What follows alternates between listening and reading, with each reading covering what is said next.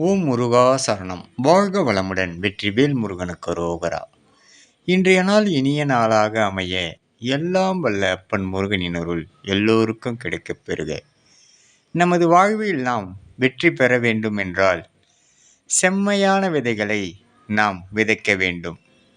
அந்த விதைகள் செம்மையான மண்வளம் இருக்கும் இடத்தில் விதைத்தால் நாம் அறுவடை செய்யும் காலம் நமக்கு வளமாகவும் நலமாகவும் நமக்கு கிடைக்கும். அப்பன் முருகன் அருளால் சகலமும் பெற்று வளமுடன் நலமுடன் வாழ எல்லாம் வல்ல ஆறுமுக பெருமான் அருள் அனைவருக்கும் கிடைக்கப் பெறுக.